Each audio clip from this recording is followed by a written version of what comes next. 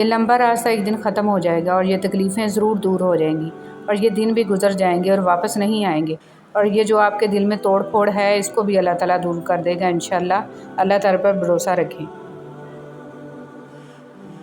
اگر اللہ نے آپ کو کسی کی مدد کے قابل بنایا ہے تو یہ آپ کا کمال نہیں ہے، بلکہ اللہ کی آپ پر رحمت اور خاص کرم ہے۔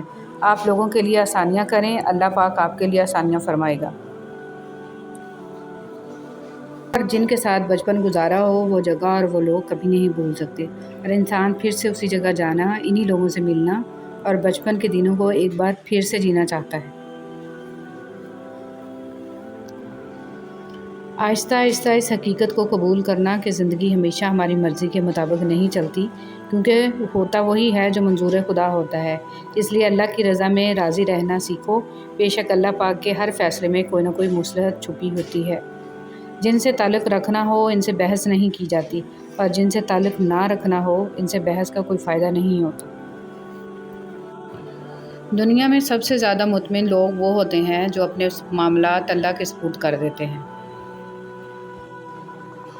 رسول صلی اللہ علیہ وسلم نے ارشاد فرمایا، جسے کوئی تحفہ دیا جائے پھر اگر اسے میسر ہو تو اس کا بدلہ دے، اور جسے میسر نہ ہو وہ تحفہ دینے والے کی تعریف کرے، اس لیے کہ جس نے تعریف کی اس نے اس کا شکریہ ادا کیا، اور جس نے نعمت کو چھپا لیا اس نے کفران نعمت کیا۔ حضرت علی رضی اللہ تعالیٰ عنہ نے فرمایا، صرف دو لوگ مقدر والے ہوتے ہیں، ایک وہ جنہیں وفادار دوست ملتا ہے اور دوسرا وہ جن کے ساتھ ماں کی دعائیں ہوتی ہیں۔ حضرت ابو ہریرہ رضی اللہ تعالیٰ عنہ سے روایت ہے کہ رسول صلی اللہ علیہ وسلم نے فرمایا، جس شخص نے ہدایت کی دعوت دی اسے اس ہدایت کی پیروی کرنے والوں کے اجر کے برابر اجر ملے گا اور ان کے اجر میں کوئی کمی نہیں ہوگی، اور جس شخص نے کسی گمراہی کی دعوت دی اس پر اس کی پیروی کرنے والوں کے برابر گناہ کا بوجھ ہوگا اور ان کے گناہوں میں کوئی کمی نہیں ہوگی۔ جس شخص نے علم زیادہ حاصل کیا لیکن دنیا سے بے رغبتی زیادہ نہ ہوئی، اسے اللہ پاک سے دوری کے سوا کچھ نہ ملا۔ اولاد کے لیے دعا۔ یا اللہ میری اولاد کو صحت و تندرستی والی زندگی عطا فرما۔ یا اللہ میری اولاد کو زندگی کے ہر امتحان میں کامیابی عطا فرما۔ یا اللہ میری اولاد کے نصیب میں خوشیاں اور آسانیاں عطا فرما۔ یا اللہ میری اولاد کو میرے حق میں سرخرو کرنے والی نعمت اور رحمت بنا، آمین۔ اب ہمیں ضد بھی نہیں ہے کہ محبت مل جائے، کوئی ایسا تو ملے جس سے طبیعت مل جائے۔ ایسا فرق کا زمانہ ہے کہ قرآن میں بھی رونے لگتا ہوں اگر صبر کی کوئی آیت مل جائے۔ آہستہ آہستہ انسان دوسروں کو قائل کرنا چھوڑ دیتا ہے، اسے سمجھ آ جاتی ہے کہ کس کی کتنی پرواہ کرنی ہے، کس سے کتنی امید رکھنی ہے اور کس سے کتنا فاصلہ رکھنا ہے۔ زندگی سب سکھا دیتی ہے۔ حضرت علی رضی اللہ تعالیٰ عنہ نے فرمایا، کسی بے قصور پر بہتان لگانا یہ آسمانوں سے بھی زیادہ بھاری گناہ ہے۔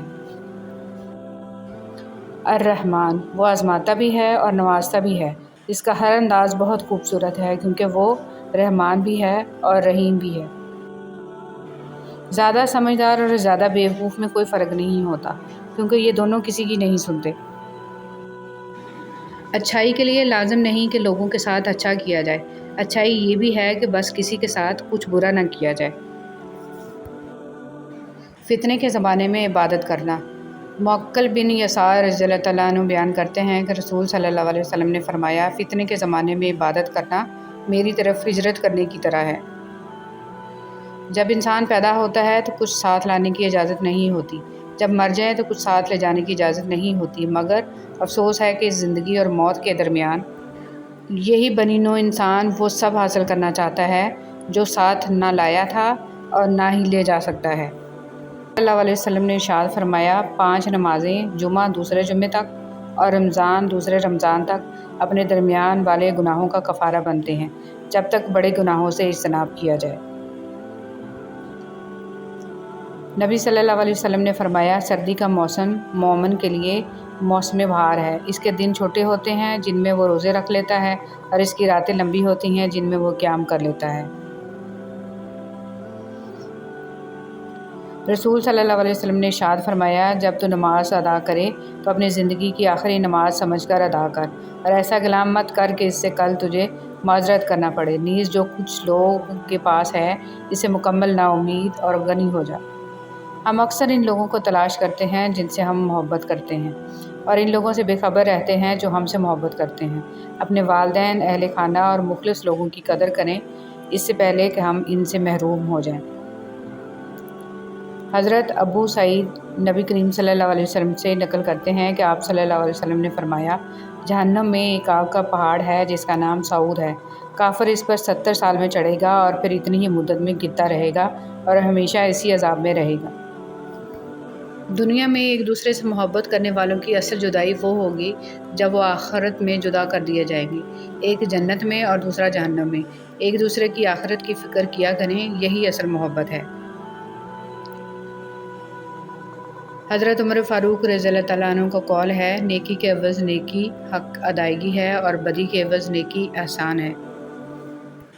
حیرت اور تعجب کی بات ہے، ہم بیٹی کی نسبت سے داماد کو بیٹا مان لیتے ہیں لیکن بیٹے کی نسبت سے بہو کو بیٹی کیوں نہیں مانتے؟ ایک بزرگ سے کسی نے پوچھا، پسند اور محبت میں کیا فرق ہے؟ بزرگ نے جواب دیا، آپ ایک پھول دیکھتے ہو اور اسے توڑ کر اپنے پاس رکھ لیتے ہو، یہ پسند ہے، اور اگر آپ اس پھول کو روزانہ پانی دیتے ہو اور اس کا خیال رکھتے ہو تو یہ محبت ہے۔ زندگی میں خوبصورتی صرف درود شریف سے ہے۔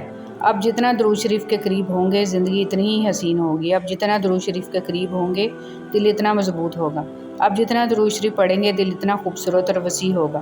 بس زندگی میں یہ کام کر لیں، کوئی چلے وظیفے کرنے نہیں پڑیں گے، زندگی خود ہی سنور جائے گی۔ اللہم صلی علی محمد و علی آل محمد۔ رشتہ داری میں مقابلہ نہیں ہوتا اور جو مقابلہ کرے وہ اپنا نہیں ہوتا۔ رشتے مقابلہ کر کے نہیں بلکہ ایک دوسرے کی مجبوریوں اور پریشانیوں کو سمجھ کر نبھائے جاتے ہیں۔